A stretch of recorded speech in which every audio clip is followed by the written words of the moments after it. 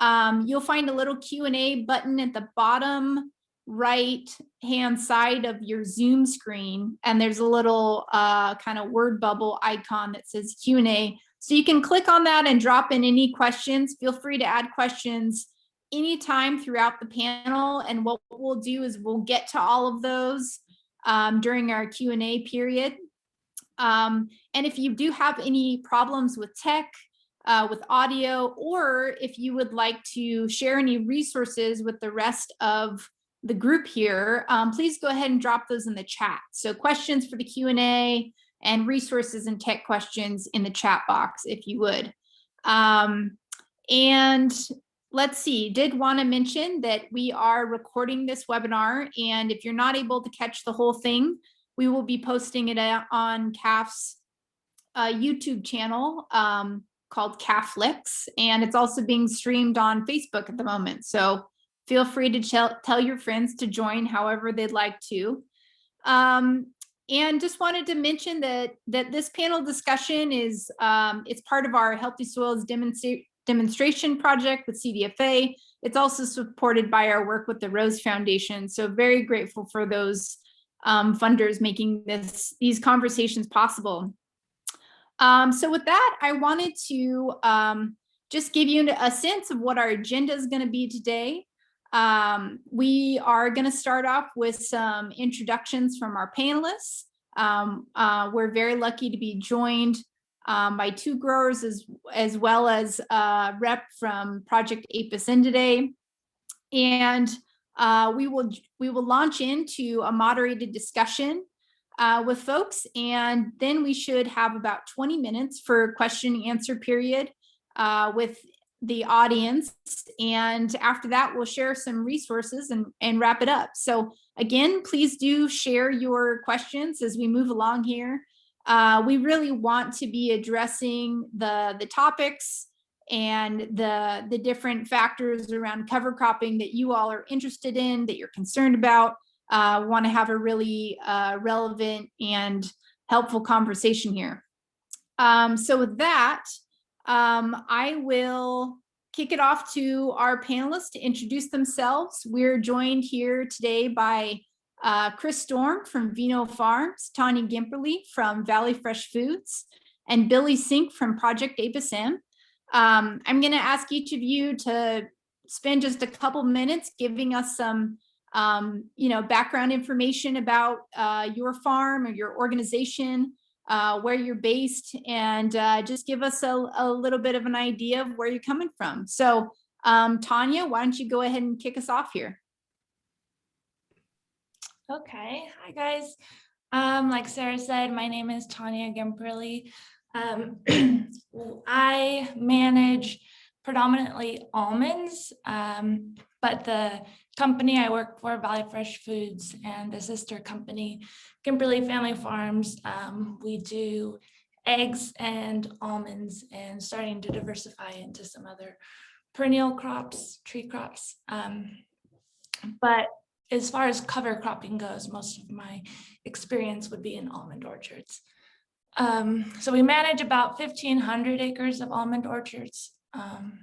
And our soil health management system that we have in place for the almond orchards involves a lot of symbiosis with the egg laying operation. So because we have pretty much an endless supply of chicken manure and composted chicken manure, 99 or 98% of our nutrition can come from the chicken manure. So we apply that in the winters into every other row of our orchards. And the process that we've figured out over, 50, 20 years of trial and error is, so I think we're looking at the orchard with almost like every other row, and every other row is managed a little differently. So in one row, we're collecting all of the prunings that has been done that winter. So any dead branches or anything you want to change in the tree shape. All of that pruning is getting collected in one tree row, and that's getting shredded. So then on top of the chipped wood, we're spreading, broadcasting the manure, composted manure, depending on which location. And then that's actually getting incorporated with a shallow rotary tiller incorporation. So it's not no-till, it's reduced till. We're tilling about 25% of our orchard each year annually. So that would be one side of the tree. And then on the other side, the alternate rows is where we're doing the cover cropping. And so I'll get more into our cover cropping strategy that we've come up with, but that's the no-till row and then the cover cropping row. And that pretty much covers, I think, our soil health system that we have in place. Great, thanks, Tanya. Chris, do you want to give us a little background? Good morning, everyone. So my name is Chris Storm. I'm the Director of Viticulture for Vino Farms. Vino Farms is a family-owned and operated company, owned and operated by the Ledbetter family. We manage 16,000 acres of wine grapes across the state of California and about 160 acres of pistachios that are, I don't know, maybe 6 months old. So we're entering into a new project, which I'm really excited about. So like I said, the Ledbetter family owns and operates it. We manage vineyards for institutional investors all the way down to to families. And then the family and themselves own some of the property. We manage ground from Santa Maria, Paso Robles, Lodi, Delta, Napa, and Sonoma. And we're based in the Lodi area, and that's where most of the family's vineyards are farmed. They do own some stuff up in Sonoma as well. So as you can imagine, in everything from desert down in Paso or virtual desert to blow sand in Santa Maria, all the way up to heavy soils in the Delta and beautiful sandy loam in Lodi, to the various rocky outcroppings that we're farming in the Napa hillside. We have many different versions of cover crops, and they all kind of and everything is we try to focus what we're trying to achieve with a cover crop to each specific site. And I can get into more of that later on in the conversation, but we do use cover crops just about everywhere. And what I consider a cover crop is anything from allowing resident vegetation to grow to actually planting a seeded cover crop, from a perennial seeded cover crop to wildflower blend to, for insectary resources, to a plow down, legume fixing, nitrogen fixing blend. Great, thank you, Chris. That's quite a breadth of soil types and different experiences to play around with. I bet you've learned a ton doing that. Billy, do you want to go ahead and introduce yourself? Yeah, morning, y'all. My name is Billy Synk. I work for Project APIS M. We are a nonprofit organization. Our mission is actually to fund and direct honeybee-related research, all while improving crop production. So we really are kind of at that intersection of commercial beekeeping and commercial agriculture. That's where our main focus is. I manage the Seeds for Bees program. So if you ever kind of heard a succinct reason about why bees are having trouble, that's what we call the 4 Ps: pests. There's a lot of pests on honeybees, but the biggest one is varroa mites. So the pests. Second P is pathogens. These are bacteria, virus, microsporidia, often vectored by the pests, often vectored and spread by the varroa mite. The third one could be pesticides, incidental pesticide use, and the fourth one is poor nutrition. And through our research, through the research of others, we have found out that component, that for the nutrition, or poor nutrition, or I should say adequate, when bees have adequate access to abundant and diverse sources of nutrition that helps mitigate the negative effects of those first 3 Ps. So that's why we created the Seeds for Bees program. This is a program here in California for now, always looking to expand. Growers apply online, and they apply to get free cover crop seed for their orchard, as well as technical advice. I try to answer as many questions, advise them how to plant, how to terminate, what to expect, and identify different issues. This past year, 67% of our participants were almond growers, but we also have regularly worked with walnut growers, pistachio, a little bit of pecan, cherry, prune. We had some kiwi this year, persimmon. There was a gentleman in the San Diego area growing bergamot citrus for, that's the stuff that goes in Earl Grey. So table grapes, wine grapes. We worked with all kind of folks. And I have a lot of different experience in all those. I probably just want to leave more time for everyone to ask their specific questions, but planting cover crops that bees and other pollinators can use for resources. It really is a win-win, because it's helping the beekeeper that you're paying to be there. It's helping all the local populations of native bees. And probably most importantly for the grower, it's improving your soil in all types of very interesting ways, breaking up compacted soil, controlling weeds, controlling erosion, putting a little bit of nitrogen into the ground, helping with orchard management techniques like decomposition of mummy nuts and sanitation. And, we're always looking for ideas. So anyone's welcome to sign up and reach out to me and tell me what they know and share any problems that may have, and we'll find a solution for you. Thanks so much, Billy. That's actually really great segue, unintentional, but I think into the first question that I wanted to ask all 3 of you, and maybe starting with Chris and Tanya, just wanting to get a sense of your farms have both been cover cropping for many years, and curious what was the impetus, what was the initial reason or goal that you all started cover cropping in the first place? Go ahead, Tanya.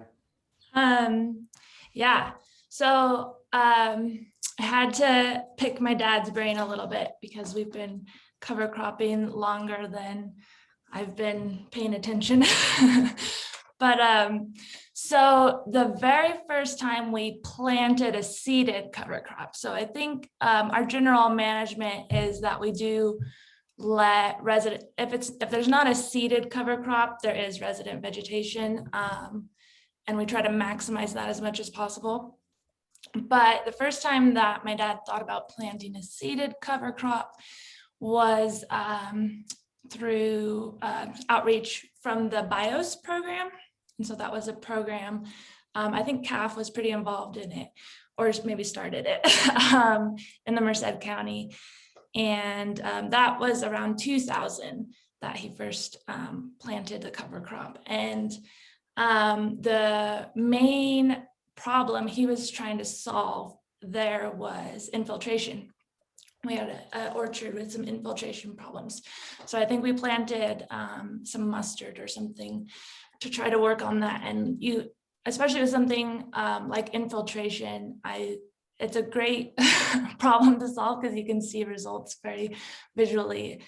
After that, let's see, we had some certified sustainable orchards that we did some seeded cover crop on. That's through Food Alliance, that certification. When we really started getting consistent and kind of upping the acreage was when we started working with Project APIS M and the Seeds for Bees program. So that's when it became part of our like annual routine. And then it's also been more of a priority in our organic orchards. So we have some of our acreage that's certified organic. And I think the reasons behind seeding in the organic orchards is just trying to change the composition of the vegetation that's on the orchard floor. So you can get a lot of really unmanageable weeds and things. And so just trying to outcompete those, change the composition of the orchard floor. Also creating more habitat for beneficials, the nitrogen and things like that would be, I think, what we're managing for in the organics. And yeah, and then just so working with Seeds for Bees and then different like healthy soils projects with CAFF and the CFA Healthy Soils projects has been what's gotten us to be more aggressive in the acreage that we cover crop. I think that's been our journey. Thanks so much, Chris. Share. Yeah. So interesting kind of segue with what Tanya was saying is that my first experience in Lodi and working with the Leadbetters was through BIFs, which was an offshoot of BIOS. Yeah, some consistency there from CAFF, I guess. Vino Farms, I mean, I've only been working for them for 15 years, so I don't really know the history before that. But knowing that they're fairly progressive growers and sustainability is important to them, I imagine they were cover cropping through the 90s and 80s. They started in the 70s, maybe not back then, but I don't know if resident vegetation was being used, but we really started getting into cover cropping again in like the mid 2000s, kind of when I started. And I have an entomology background. I got a master's degree from Washington State in entomology. And knowing that diversity within the vineyard is important, or within any cropping system is important, especially for beneficial insects. Parasitic wasps need resources other than the vineyards, especially because vineyards don't have a lot of nectary resources. They don't have, aside from the pests, there's not much else for them to feed on. And so with that background, and then with some grants from NRCS Equip in the mid 2000s, I was able to convince ownership to start planting cover crops. And I think the first year or two we did, start with 1,300 acres and then 2,000 acres, and then sort of built up from there. And a little secret with NRCS is that generally speaking, at least for the cover crops, they give you more money than it costs to plant the cover crop. So we, instead of just pocketing that money, we actually spread it across more ground than they gave us the grant for. So whatever it is, $70 an acre to disc and pre-plant and plant and buy the seed and all that. And we were able to push that across like 4,000 acres. And then it sort of became a part of the budget, and it falls into our fertility budget. So I have to sacrifice chemical fertilizer and for cover crops, but we've been able to manage that for about 15 years now. So really the impetus was my desire to see some diversity in the vineyard. I hate walking through a dusty vineyard. I think it's just anathema to me.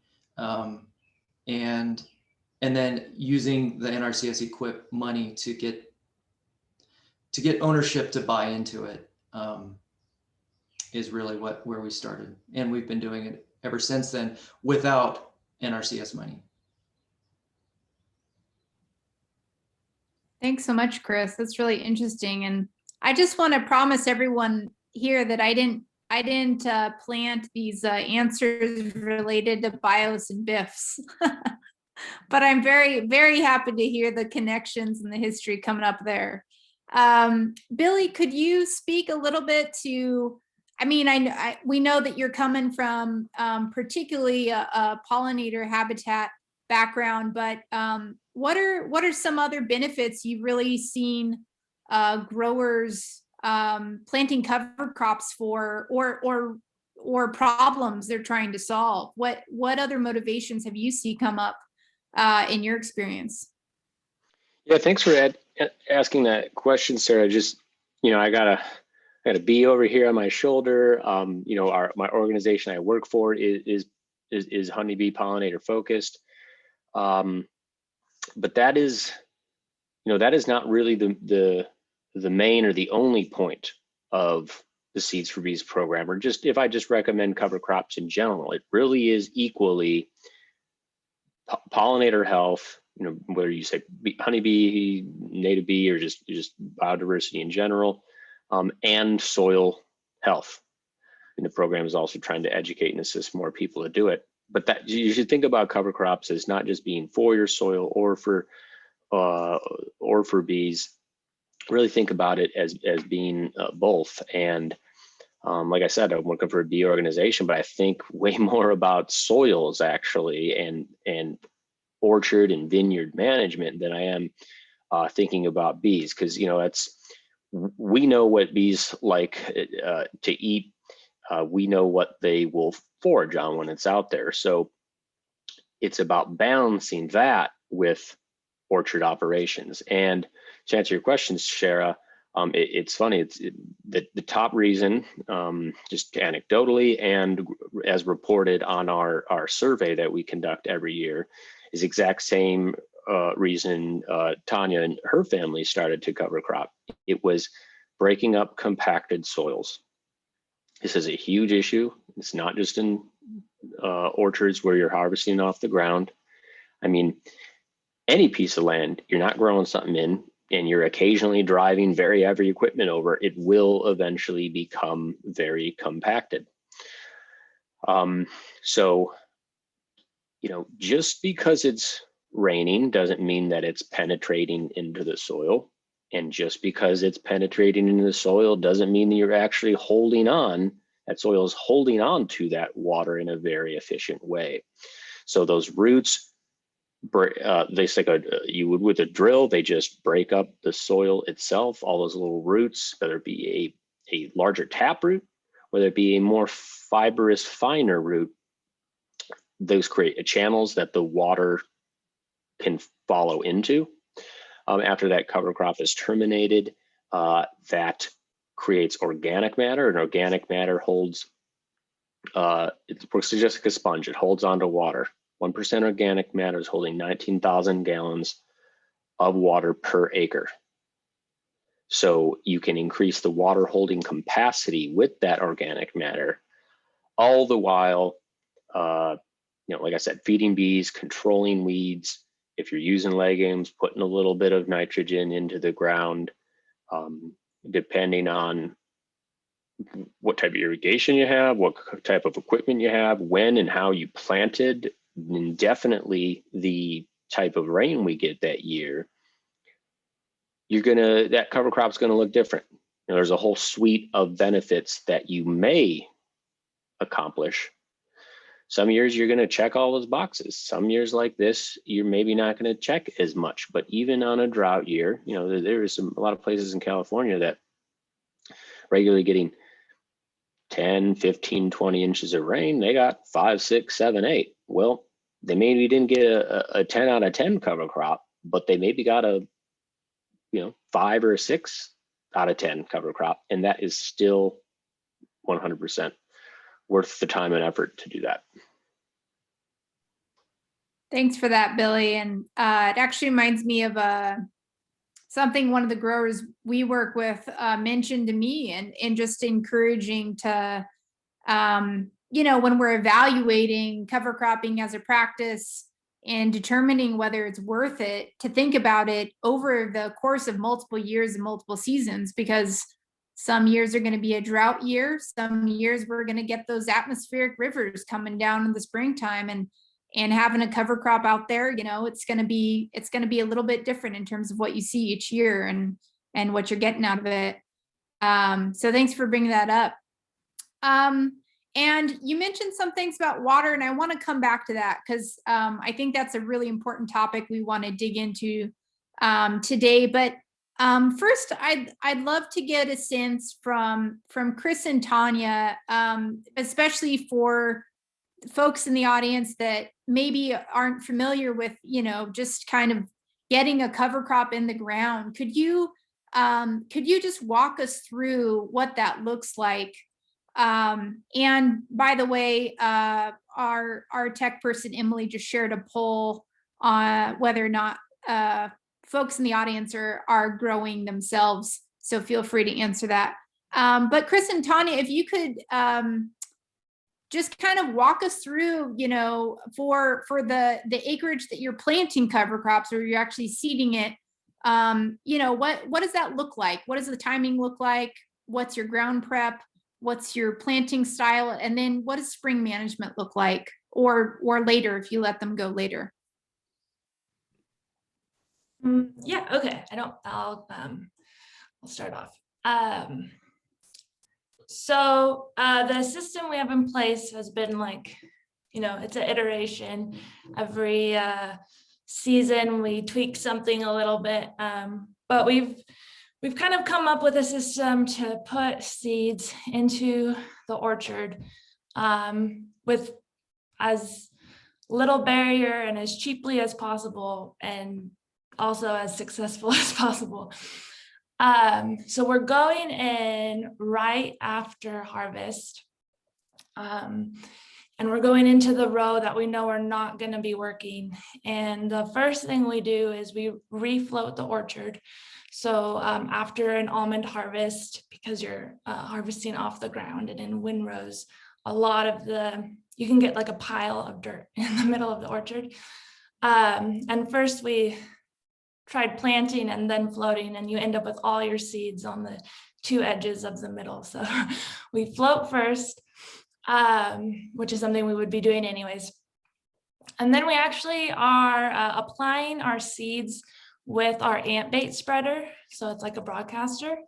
So we're using our ant bait spreader, so no new equipment, but we did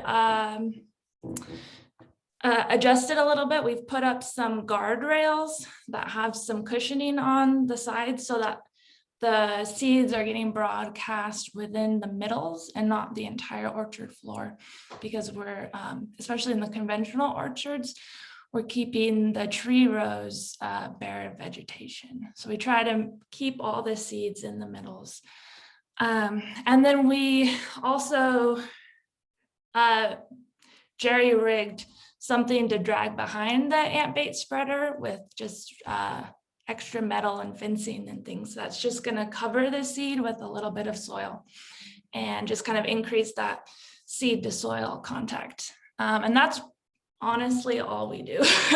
So we're spreading and covering the seed in one pass, and that one pass is the only additional pass to get the seed out and covered. The floating we would be doing anyways. And then we make sure that we get the seed out right after harvest, because after harvest, it's a really dry time. So we would be doing, if we have access to flood water or just irrigation, we would be doing a pretty heavy irrigation after that anyways to refill the water bank. So we put out our seed right before the after harvest irrigation that would be happening anyways. So again, we're not adding any extra water. And then from there, it's pretty much reliant on the winter rains. So in a winter like last winter, even though you're aiming for a winter cover crop, it might end up being a spring cover crop. And yeah, every season and every year is different. Even if you're doing the same thing, planting the same seed, what comes up looks different.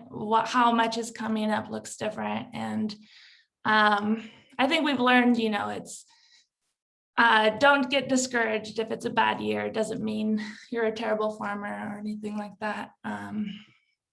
You know, we're just tweaking things when we have an aha moment, and just kind of rolling with the punches besides that.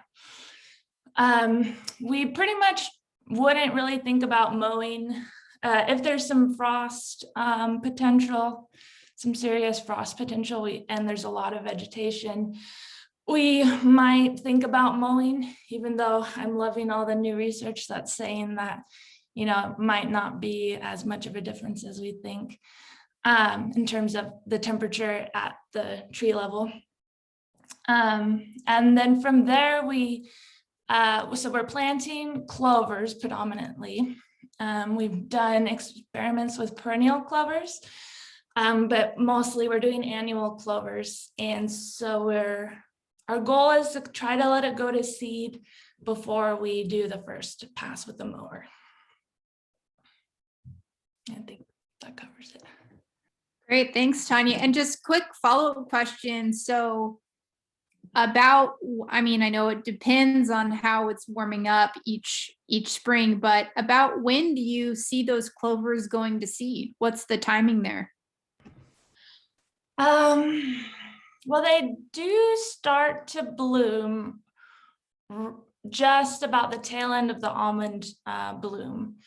And the blooms last a long time. And so it depends on how hot and dry it is. But on average, yeah, it might be about May. If it's a lot of vegetation, we might mow early, or if gophers are getting a little out of control, we might mow early. But yeah, I think our average first mow could be April, could be May. If we're kind of in a holding pattern, it could be June. Great, thank you. Thanks for that. Chris, can you share about your guys' systems for planting cover crops? Yeah, sure.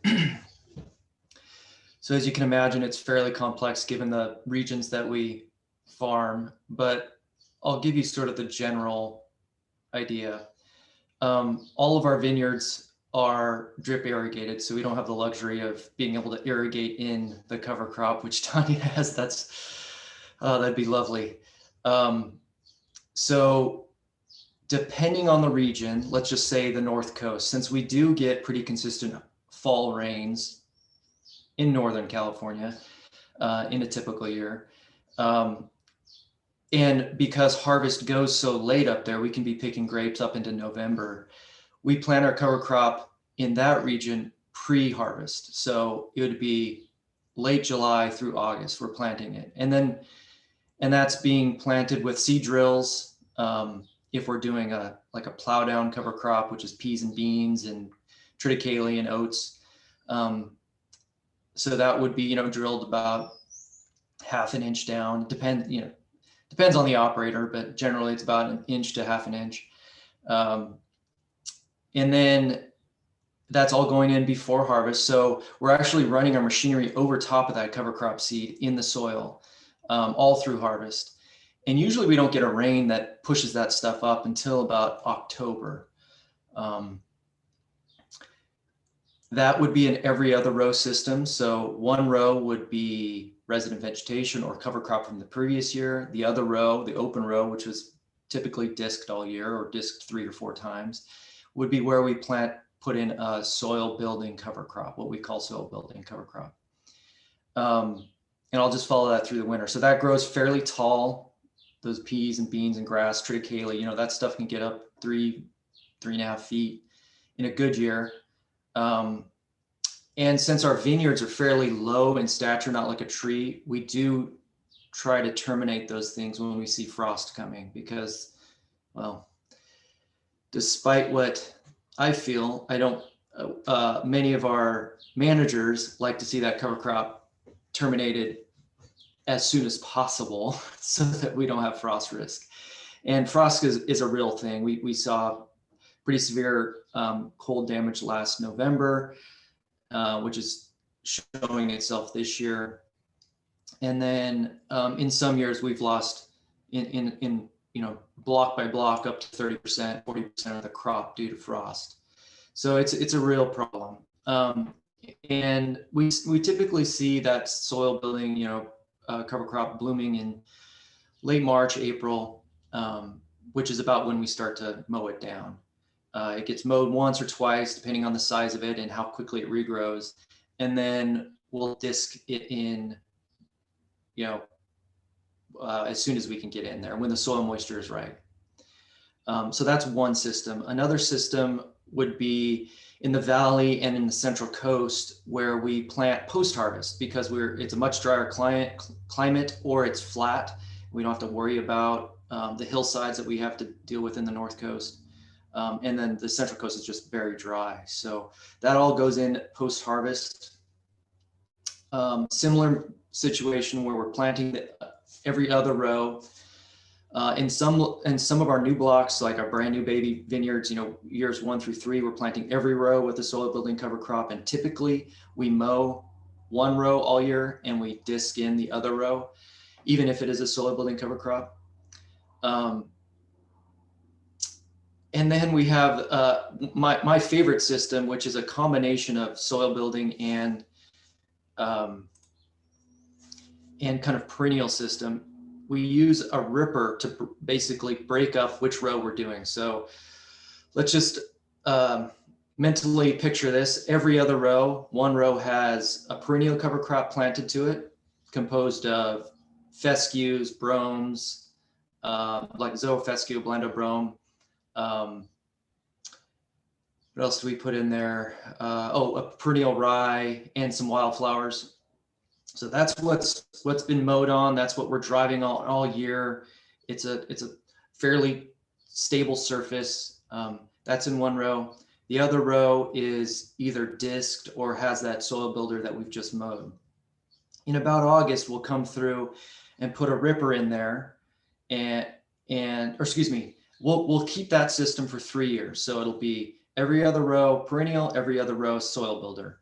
In August, we'll come through and plant the soil builder. That gets disked or mowed, then disked, and then we'll plant it again, mow, disc, plant it again, mow, disc.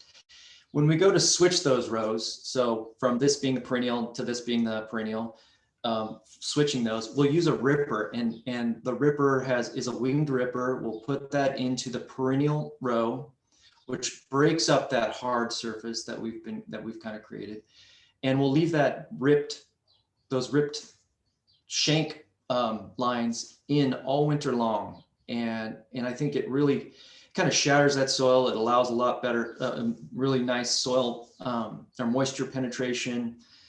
We can put in our amendments in those rows. We actually drop compost and lime or gypsum or SOP into those open ripper shank scratches. And then in the spring, when we're ready to incorporate that, we'll disc that, and then that becomes our sort of disked row for the next 3 years, 3 to 6 years, whatever we want. In the opposite row, we plant our perennial cover crop in August. So we're ripping one side and we're planting a perennial into what was previously the disked row. So it's a way for us to alternate those rows. And you can kind of extend that out. It doesn't have to be a 3-year rotation. That's the sort of minimum that we'll do, but it could be 3 or 6 or 9 years or whatever. But I do like that way of incorporating the ripper to kind of break up that hard soil so that you can get your discs in there to bed shape it, and then get your seeders in there to plant the seed. There's a bunch of other things that I've already forgotten that I wanted to talk about. Let me think about it. So we have tried in that perennial row, every 10th row, we would plant an insectary blend, which was a pretty robust, fairly expensive. I mean, these things are like, I don't know, they're far more expensive than every other cover crop. And that's why we're going with them every 10th row to kind of break up the cost. And it just became a real logistics nightmare to try and make sure that the guys were actually planting the insectary blend into the right row and at the right rate. What we ended up doing is just taking those seeds and putting it into both our soil builder and our perennial cover crops at a real low percentage, 1 to 2%. And whether we disc it in or we mow it, either one of those things, at least we have some flowering cover crops, flowering seeds in there if we decide to mow it. And we've gotten pretty good recruitment from that. We have sort of poppies out there consistently. We have a lot of other wildflower species that I'm not able to name, but that are in our perennial blends or in our perennial rows that show up year in and year out. And I like that we don't have to do this complicated every 10 row insectary blend. I think I'll stop there because I'm going to start rambling. Thanks, Chris. That's great. And super interesting to hear that both of you, Chris and Tanya, have sort of these different kinds of rotations going on within a particular field, right? So, just a reminder for folks that this practice, just like cropping systems, are not one size fits all. So there's a lot of room for experimentation, doing every other row, switching things up, trying something new on, a smaller area. These are all great tools to utilize if you're interested in implementing different kinds of cover crops for different purposes. Chris, that's the first time I've heard of like a 3-year cycle almost of the perennial, and then rotating that out into like a yearly soil builder. That's a really interesting approach. So thank you guys for sharing that. And I might just ask Billy, is there anything else you'd like to add just in terms of sort of go-to approaches? I would ask maybe specifically for timing of planting in the fall and timing of termination, if you will, in the spring. What are other approaches or standards that you've seen heavily implemented out there? A good question. So the textbook time to plant a cover crop on just about anything in California is, it's, as soon as you can, late summer, early fall. That could be August, September into November. If we have even a drier year, you could wait even longer. That's when you have drip only, when you're essentially dry farming your middles of your vineyard, middles of your orchard, you're gonna get what you get in terms of when it's going to germ, when it's going to bloom. If you really, for an almond system, if you really want to, just back up for a second. Forage is good at any time of the year for bees, during almond bloom, after almond bloom. But the idea is if you can kind of boost up those bees' population, spread a little bit of brood pheromone in the colony that happens when the queen lays eggs, which will only happen when new pollen is coming in. If you kind of want to start that positive feedback loop and get those on a chemical level, get those bees excited and send those workers out of the hive to go pollinate almonds, you have to have that stuff blooming before the almonds. Now, some growers have their beekeepers place hives in there a couple of days, couple of weeks, maybe even a month or more before the almonds. So if you have some sort of non-drip irrigation, you can get your middles wet, and you would like to have that bloom as early as possible. We had a grower this year in the Mid-Valley, not just one, many. His cover crop was blooming by the end of January,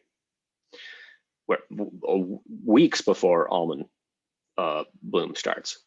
So if you want to check that box, if you want to really feed bees nice and early, you've got to plant it and irrigate it, I say, and have it germinated by November 1st. seed germinates a lot better, and the life of that stand, that cover crop stand, will be more robust and significant if it's germinated in warmer soils. And by warm, I mean at least warmer than 55 degrees.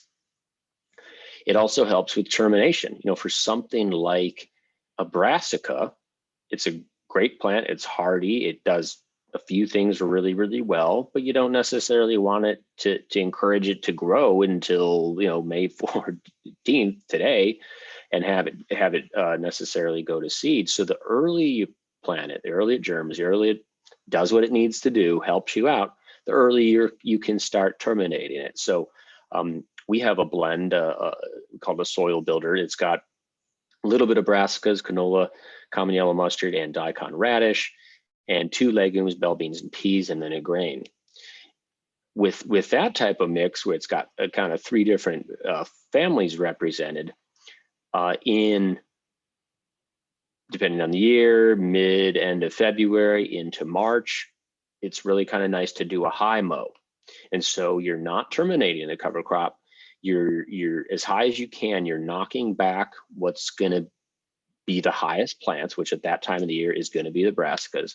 You knock those back, open up some sunlight to go to what are probably going to be shorter and probably not blooming yet, the legumes. You're going to give them more water, more light, and that cover crop, maybe on February 15th, that looked brassica dominant, it's going to look completely different 2-3 weeks later. You know, if you get a little water on it, of course, it rains a little bit. It's going to look like a completely different cover crop dominated by legumes. And then when you do finally do your final termination, which could happen 2 weeks after that, it could happen 6 weeks after that, you have a little bit less biomass. So just in summary, if you want to plant for bee forage nice and early, it's on the earlier side, kind of right after almond harvest. Get that stuff in the ground and kind of germinate it, get it in the ground and watered by like Halloween. And then depending on what you're going on with your operation, anywhere from early March to now is when you would terminate it. You know, if it's the first time doing cover crops, if you're a little bit concerned about too much organic matter on the floor come harvest, then, you know, don't wait till now. Don't wait till May 14th. Terminate it on the earlier side. You like it, it worked for you. Then next year, all right, I'll wait another 10 days, see how that works out. And you kind of, that's what, you know, I'm actually going to post it in the chat. That's the link to sign up for the Seeds for Bees program, get free seed. The application opens June 15th. And that's kind of the whole point of the program, is it's to kind of put you through a little school or a little free training. I like to think I'm a fairly knowledgeable guy, but what I'm gonna recommend, even if I do a site visit or we talk over the phone, what I'm gonna recommend for you the first year isn't gonna be nearly as good as what you're gonna be able to recommend for yourself, create your own recipes and knowledge, even after signing up for our program for 2 years, because you're gonna realize what works, what doesn't. If something doesn't work, it's a teachable moment. It's a learning opportunity for the future. So did I answer your question, Sarah? I think so. Yeah, that's great, Billy. Thanks so much. And great reminder of the learning curve, right? And Seeds for Bees is a great example of just helping kind of lessen the burden of starting off and going through that learning curve. We're getting a lot of really great questions, and we're going to get to those in just a few minutes. But before we do, you know, I'd really love to hear from the growers about the cover cropping in the context of concerns about water. I think we're all well aware of the situation that California's in this year and has been in the past. And we know from experience from the growers that we've worked with and talked with all over the years is that, you know, water, getting water to the cover crop or potentially having competition for water between the cover crop and your cash crop is a real concern for some folks. So I'd love to hear from Chris and Tanya, if you guys could speak to, particularly in a dry year like this, for example, are you thinking differently about your timing of terminating in the spring, your timing of mowing? Are you thinking at all differently looking forward about when you would plant? As Billy mentioned, if folks are able to irrigate in a cover crop as early as late October, that's great, but I think we can all recognize that, well, one, not all irrigation systems allow for that, and two, that's not always feasible, and whether you're talking about water allotment or harvest timing or whatever it may be. So yeah, would just love to hear from you, Tanya and Chris, about how you guys think through that potential concern. Is it a big concern for you, or is it not? And what you have to share on that topic.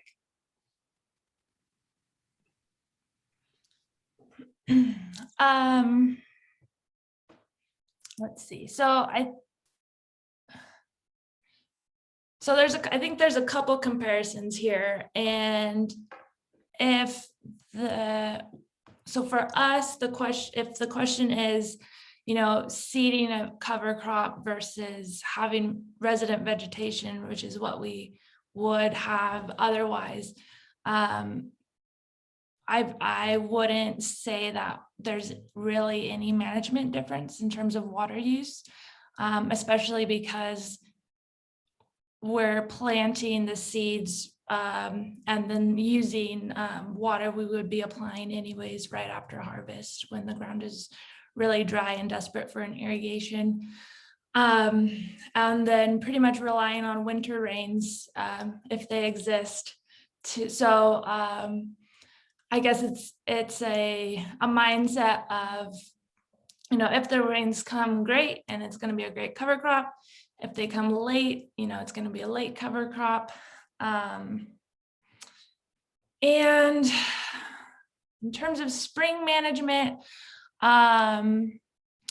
the main problems we're managing for are, well, originally frost, then gopher populations. That would be the main driver of mowing if it's a really thick, successful stand. I think that's because we rely on barn owls mainly for rodent control, and I think we've just found that a really successful cover crop makes it hard for the barn owls or gives great cover for gophers.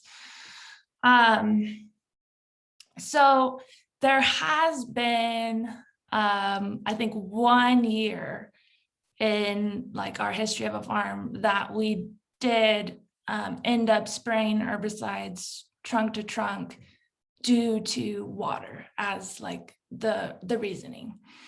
But in terms of general management and the decisions we've made in the past, there hasn't really been a difference, just because I think we value having, even if it's not a planted cover crop, we value having cover and living things in the soil, habitat for beneficials, also some gophers, but so yeah, I don't know if that's really helpful, but just in terms of, I guess, the mindset behind making decisions, it's going to change every year, and you're just kind of taking the trade-offs, I guess, of benefit, like,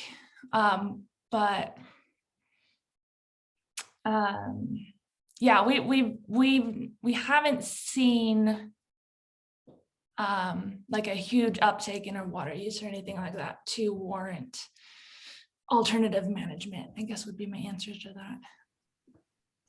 Great, thanks, that's helpful. And yeah, what about you, Chris, especially considering, I mean, you mentioned you guys are farming in the North Coast, you're also farming as far down as Santa Maria, so a lot of different,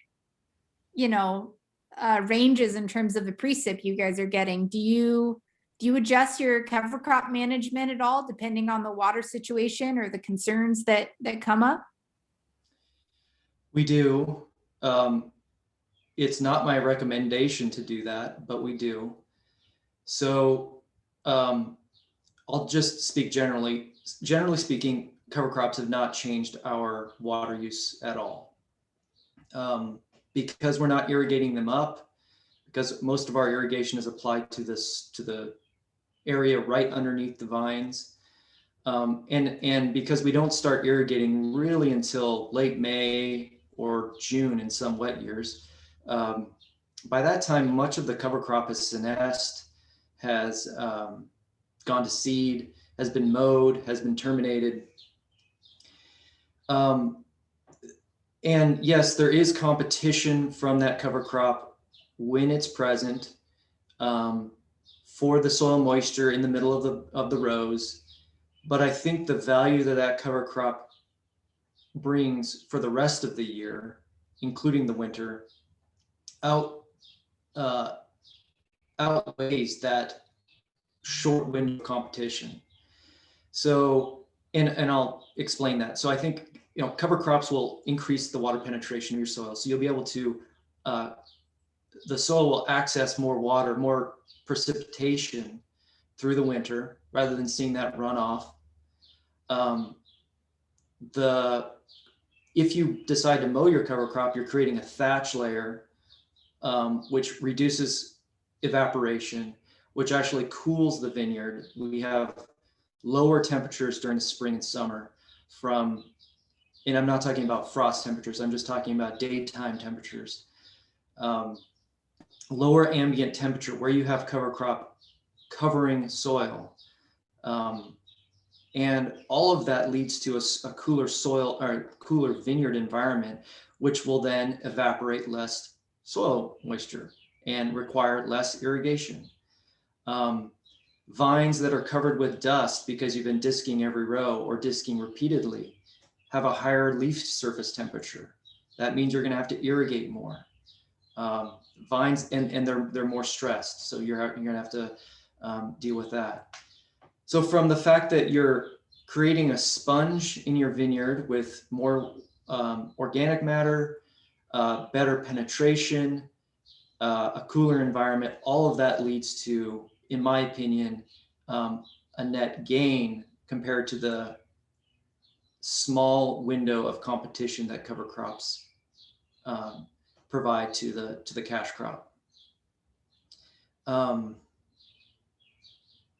Something else I wanted to mention there, but I forgot. So we'll just leave it there. Forgetting a lot today. That's all right, Chris. That's really great. I remembered. Oh, go ahead. So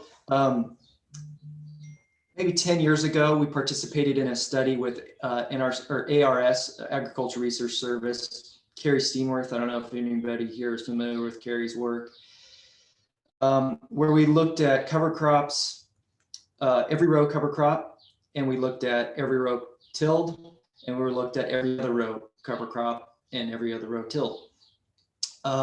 There was no difference between, in 2 years of this study, no difference in water use management, no difference in yield, no difference in canopy size between the disked and the mowed. So from that perspective, and yeah, that's only 2 years, I think there's probably some long-term consequences. We didn't see an increase in water use between cover cropped and mowed and fully disked. So maybe that goes against my argument that I think it's going to improve your actual water holding capacity and improve reduce the amount of water that you would need during the year. But from that study, I think I've been able to draw, at least in the Lodi area, that we don't need to worry as much about the cover crop competition from the vineyard. And that was a really robust replicated study that Carrie Steenworth and Andrew McElroan, and they did pressure bomb, they did a very robust replicated trial in one of our blocks. So, and then weed competition went down. So it's like win-win-win. That's great, Chris. Thanks so much for sharing that. And I didn't realize that Carrie Steenworth was able to do that research in partnership with you guys. And yeah, I won't go into it, but we do have on our on CAFF's cover crop webpage, we have summary of some of the main cover crop studies that have been done, some of them pertaining to water, and seeing similar results where certainly it looks like cover crops are not detracting from the water.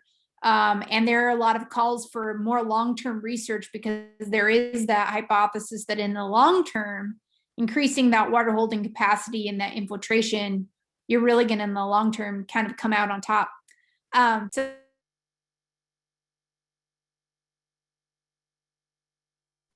Whoops, sorry about that. I just muted myself.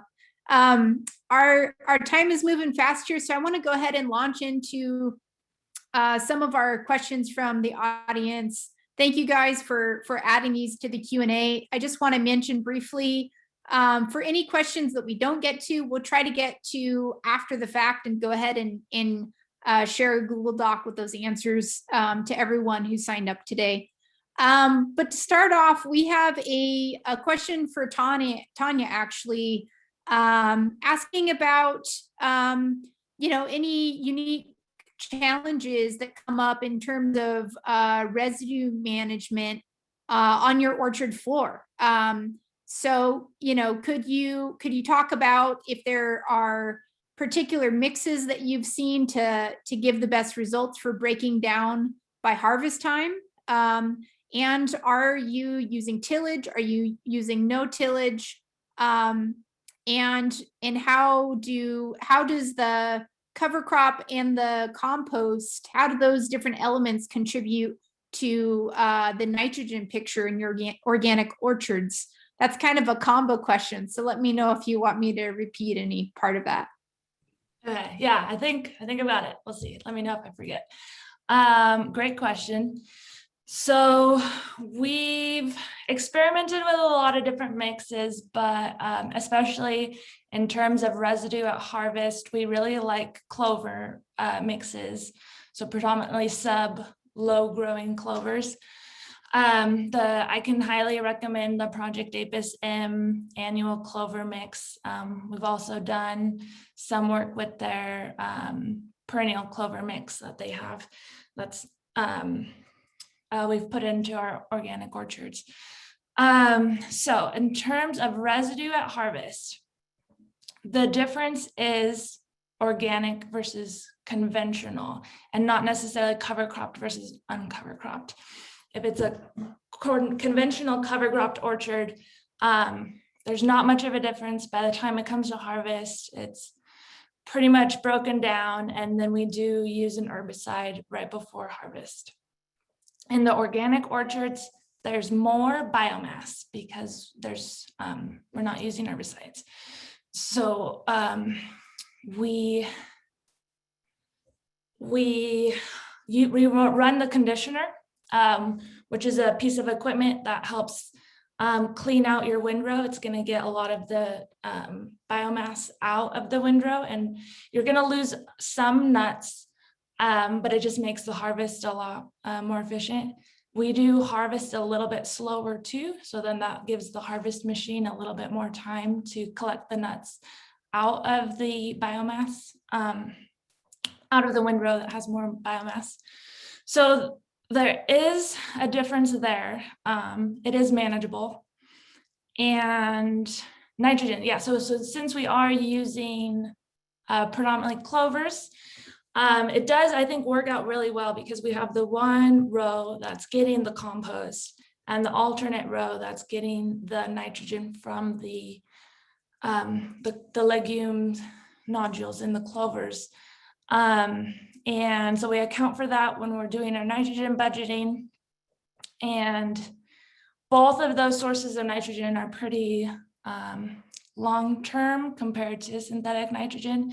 So I think you see some carryover, and there's a little bit more guesswork there, but just through many years of fine-tuning a budget and leaf samples and soil samples and things, it seems like it works pretty well. I think I answered all parts of the question, maybe not. Yeah, thank you, Tanya. That was really helpful. Yeah, next we have a question for Chris. So Chris, you kind of walked us through this rotation you do in terms of the disking and the soil builder cover crop next to the sort of 3-year perennial rotation. Can you kind of talk a little bit about the reasoning behind that kind of approach? And also just generally, what do you believe is the role of cultivation in particular in terms of managing that cover crop, that residue, and just, you know, keeping your vineyards healthy and your pistachio orchards healthy now? Well, I answer the pistachio orchard first, and thank you, CAFF, for the cover crop seed for that project. It's the best looking stuff we planted this year. It's just gorgeous, and we did tall mow that, and it needs probably to be mowed again. I don't know if you ever made it out there, Sarah, but it did look fantastic. So the reason for disking is not justified, in my opinion. I don't see a disc in a vineyard operation outside of the first few years of the vineyard as having a role. Because in our warm California climate, any disking that you do destroys your soil structure and soil organic matter. I don't care how much cover crop you plant, it's getting vaporized in our warm summers. Our organic matter has not changed in 15 years of cover cropping, and I think that's mainly because we're disking. In order to, in my opinion, in order to increase the organic matter, the soil water holding capacity, we need to leave that cover crop in for beyond 3 years. 3 years is the minimum for that perennial cover crop. And like I said, we can go up to 6 years or 9 years. I think that's where you start to see a difference is those longer term, 6 to 9 years of continuous non-disc cover crops. Unless you're doing something else like adding biochar or compost, maybe then you could start seeing an uptick. The disking is done for a perceived need. And so this is where the separation between my role as director of viticulture and the roles of our operations managers, those are the folks who run the disking teams and the mowing teams and the sprayers and the crews, all of those folks. So my team figures out the problem, comes up with a solution, and makes a recommendation. Those guys go out and execute on our recommendation, and sometimes they execute the way that we recommended, and sometimes they don't. It's just the way farming happens, at least in our operation. So disking is done because there's perceived competition, because of weed management, because we are switching those rows and we need to plant a cover crop. Those are the reasons, or to flatten the vineyard row so we're running sulfur dusters, which are about 6 to 8 miles an hour. If there's a lot of bumps, those operators can get pretty beat up running those sulfur discs. So or sulfur machines. So we disc for them sometimes to have a smooth surface. Yeah, did that answer your question? Yeah, thanks so much, Chris. And I think pointing out that, there's a functional purpose to something like disking and tillage that sometimes may potentially undercut, benefits of, building soil health aspects and things like that. But certainly in certain circumstances, it is necessary, right? We run into the same issue on my family's farm. At a certain point, the orchard floor is so uneven that you just kind of go in and do something. You gotta knock it down. Yeah, thank you for that. So there's also been a couple of questions that have come up about mustard in cover crops. And, this is something that we definitely run into as well. Some growers don't want mustard anywhere near their cropping systems, and some folks love it because it goes to seed and then it comes back voluntarily every single year. And sometimes you end up with it because your neighbor planted it and it went to seed there. And now it's in your orchard, your vineyard. So do either of you, and Billy, you can chime in here too, because I know it's a good pollinator plant, but what's your take on mustard? Do you guys like it out there? Has it caused problems? There's a big mustard bloom in a lot of areas right now of California. So I think this is top of mind for folks. Yeah, my approach with this is, cover crops are a tool. They can be resources for pollinators, but they're not habitat. And that's something we work on with too. We're doing outside of the orchard, outside of the vineyard, native seed habitat. Mustards are a tool. This is working lands,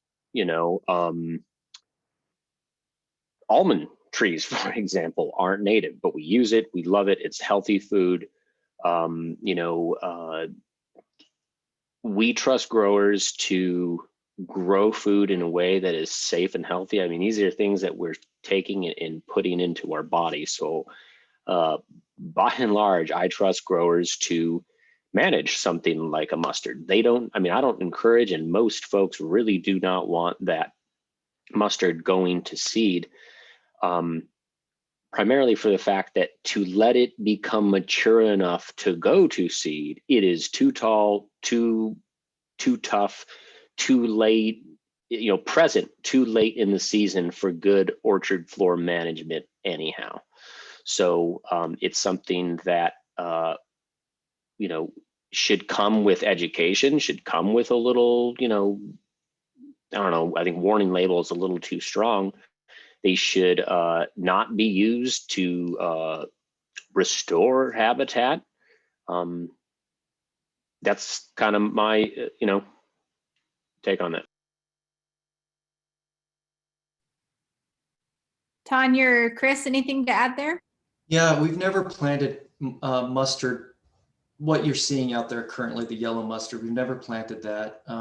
It does invade our cover crops or our resident vegetation, and I don't really mind it. It is a non-native, which I prefer not to be planting, but I imagine the peas and the beans and the triticale and the, all that's non-native as well. So it does have a nice tap root. It does seem to do really well in certain years. And I have planted white radish, and I've planted daikon radish, which are similar crucifers. And the daikon, I think it's kind of crazy. I mean, it creates a root as thick as your thigh in some situations. And if you think about it, that root is 90% water or more. And so I think of it as, if you can terminate that thing, that's a little reservoir of water in your soil. And it's a reservoir of organic matter and of, it's a place for biodiversity to happen within your soil. We did plant some, I don't remember what the species, but it was a Nema something species, Nema, I think it was called Nema, as a nematode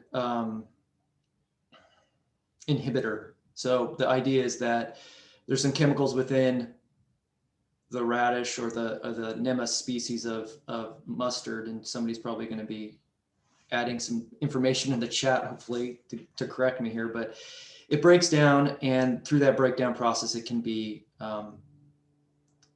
it can inhibit nematode growth, parasitic nematode growth. We've tried that, and I don't know. I don't know that I saw any identifiable difference, but it was pretty, and it grew thick and it grew lush, and it was very competitive with everything else. So I think I don't think mustards are a problem unless you hate seeing mustard in your vineyard, and then it's really difficult to get rid of. I don't have too much more to add. We have used it in our orchards. I didn't really see any, spreading or problems of it going places we didn't want it. Pretty much just hung out in the middles. And I think I would just echo what Billy said, like, it depends on what your goal is with your cover crop, and then that very much dictates what you plant. So I think we've used it with the goal of increasing bee forage availability before the almond bloom. And we've also used it, I think, for infiltration. I have heard about the nematicidal properties of the mustard family, or, if you want to be able to take lots of beautiful pictures of people in your orchards, that would be the other reason I can think of. That's right. Thanks for that. And yeah, if folks are interested in the nematode suppressive qualities of the brassica family, we are actually doing a cover crop trial in Calusa looking at that in particular. So we'll let you all know how that goes in our updates. But yeah, appreciate you guys commenting on that. I think it's a great example of just the need for good management and being aware of what you want to see out of your cover crop and managing it. Like mustard has some great properties, and if you just keep an eye on it and mow it or terminate it before it goes to seed, you should be fine. Something to add too on brassicas, which include mustards and their nemacidal properties. To do it correctly, you're not letting it go to seed, not even close. You grow it, you get a decent amount of vegetative growth. You try to macerate it, get it in as small as pieces as possible, and then actually integrate it in the soil. So again, I'm just making the point that if you're selecting a mustard or a blend of brassicas to control a pest with a synthetic pesticide-free way, you can do that without even letting it go to seed. Great, thanks, Billy. So we'll do one more question, and then we'll have to start wrapping things up pretty soon here. This is a question for Billy, but I think Tanya and Chris might have something to say about this as well. A few of you actually talked about doing, depending on the rainfall and the cover crop growth, doing an initial quote unquote high mow in February or March.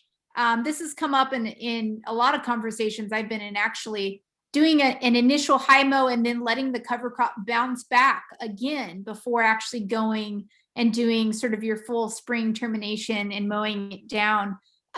So could you, maybe starting with you, Billy, what height are you talking about, and what type of mowers typically use, flail versus rotary mower? And yeah, just getting into a few of the details of what you've seen, and then Tanya and Chris, if you want to chime in on what you've tried and seen to work well in your systems. Yeah, I typed a little answer there too, so it's in text form. Pretty much as high as you can. I don't. The folks that use it every day, they probably know about it more than me, but my experience with some mowers and different implements is that flail mowers can go a little bit higher, sometimes significantly higher than a rotary mower. And it kind of depends on the year and at the height. So if you have a kind of a diminutive, much shorter cover crop because of low water, a high mow might be 3 inches.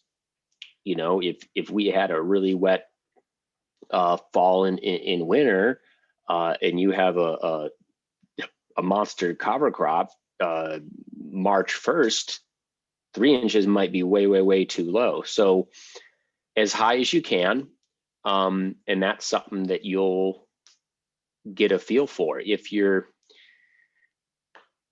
able to knock back some of the grains, some of the brassicas, maybe the Phacelia or something, and not really affect the legumes too much, maybe you're just kind of taking out the top couple of inches of the legumes, that's pretty much perfect. Now, how you can accomplish that with what equipment really depends on your own circumstances. Thanks for that. Tanya or Chris, do you have anything to add there? I think because most of the time we're working with clovers, we're actually focusing more on low mows. I think clovers do really well with mowing, and because we're trying to get rid of some of the other species in there, doing a low mow can actually help select for clovers. The clovers come back from a mow really well versus some of the other higher growing species might not react as well to it. So actually I would say, and this is again with clovers later in the season, what we've seen is that mowing low helps if you want a lot of clovers, if that makes sense. Yeah, and just to add to that, I think what we've seen, and I think this is probably what you're talking about, is if you start getting, if you have a predominantly clover mix and you start getting some weeds coming up in the spring that are ultimately going to potentially shade out and compete with the clover, you mow that field and the clovers are going to bounce back and get a head start on the weeds again. And we've seen that happen pretty successfully. So thanks for that example.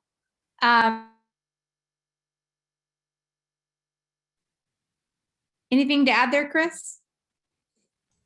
Yeah, our low mow or our high mow is like 8 to 12 inches, probably closer to the 12-inch high mow, and that's kind of in that March timeframe. Maybe, you know, for us in the Lodi region and in the Central Coast and the North Coast, the southern part of the North Coast, bud break is around first week of March. And so that's kind of the same time when we're starting to do our first high mow pass. We're using both types of mowers. It's also a time when we're chopping up our canes, you know, the prunings. So, and the reason we're doing using both flail and rotary is that we have 16,000 acres to cover and only so much so many pieces of equipment. So we just have to go out and use what we have. I don't know that I would say one is better than the other. I couldn't tell you what block has had which mower versus what, you know, when I'm walking through it. It doesn't look real pretty after it's happened. You know, things look pretty beat up, but then a few weeks later, you've got you know, another flush of either the next species that was just below what you mowed coming up. And in a year like this, it was interesting to see, you know, it was like we mowed all the grasses, and then it really gave opportunity for the vetch to sort of pop up and start blooming. And maybe that was just the timing, but it did seem like that was a really, it worked out well this year. And in another year, when we do the high mow, it gives opportunity for things like clovers, like Tanya's talking about, or some of our lower stature wildflowers to actually see some sunlight and go through a bloom. So we can get some seed recruitment from those. Even though you may not be seeing them from the road, once you start walking around out there, you can see these little teeny wildflowers kind of poking between the larger stature peas and beans and, you know, triticale. Thanks for that, Chris. Kind of interesting. Nobody's mentioned anything about roller crimpers, but I think that'd be another interesting topic if somebody got some experience with it. Yeah, absolutely. And a good suggestion. We last year we actually had a cover crop webinar specifically on spring management. So we kind of went into all kinds of different strategies there, but definitely something that we'll have to continue on in the next conversation here. Yeah, for now, I mean, unfortunately, this happens every time. We're running out of time. I did want to share a few things with everyone here, just in terms of resources. If you are thinking about cover crops, whether you are starting for the first time or you are continuing to experiment and perfect them in your system, I'm just going to share my screen real briefly with you all to share a few resources here. Let's see if I can get this up here. So first of all, just wanted to, put a pin in a couple things. Tanya brought up the Healthy Soils program. They give incentives grants for growers for certain healthy soils practices. There's a long list of them, but cover cropping is one of them. It's one of the most popular, and it hasn't been publicly announced, but we are very strongly anticipating that CDFA is going to be announcing an application period for the Healthy Soils program this year, sometime this summer, so July or August. So, we'll be sending out updates when that comes out. If you want to sign up for our updates, you'll be notified of that. There's also hopefully going to be another application period for Healthy Soils early next year. And we're standing by to get more information on that. But again, those are grants that will essentially give you a per acre payment rate to plant cover crops. So it's really helpful, especially if you're getting started. Additionally, the Natural Resource Conservation Service, the NRCS, they have cost share programs for a number of conservation practices, including cover crops. And you can learn about those opportunities with your local NRCS or probably your local RCD office. So really strongly encourage you to get in touch with those folks. Also, a little plug here for Billy's program, Seeds for Bees program through Project APIS M. And we will make sure you have the links to all of these resources in our follow-up email. So we're going to be sending you an email in the next few days, well, probably next week, it's Friday, but giving you access to all these links. But also just did want to mention when you hop off Zoom, when you end your webinar today, a really quick survey is going to bounce up, and we really ask you to go ahead and take 2 minutes to fill it out. These panel discussions and these webinars, we just want to make sure that we're talking about topics that are important to you all, that are relevant to the questions coming up for you and your systems. And so this is just the way we get the information from you all on what you want to be learning about to keep the conversations going. So please fill that out. Also just want to mention CAFF has a number of cover crop resources, including cover crop guides to perennial for cover cropping in perennial systems. We also have one for cover cropping in annual systems. They're actually separate guides that talk about the different aspects and help you go through the decision-making process of choosing a cover crop. And I'm going to ask one of my CAFF colleagues to drop those links in the chat there for folks, but we'll also send those out via email. And lastly, if you do need support with cover cropping and you're not sure where to go, feel free to get in touch with us at CAFF. We can help try to point you in the right direction. Reach out to your local RCDs. They're really helpful. NRCS. It's a great practice and there's a lot to learn. So we hope that you dig in and get started. With that, I'm going to go ahead and wrap things up. Again, thank you so much to our panelists, Tanya, Chris, and Billy. Really, really appreciate you guys making the time to share about your experiences today. And just want to thank everyone for joining. So hope you all have a wonderful rest of your Friday and a great weekend. And we'll see you soon. Thanks, Sara. Thank you. All right.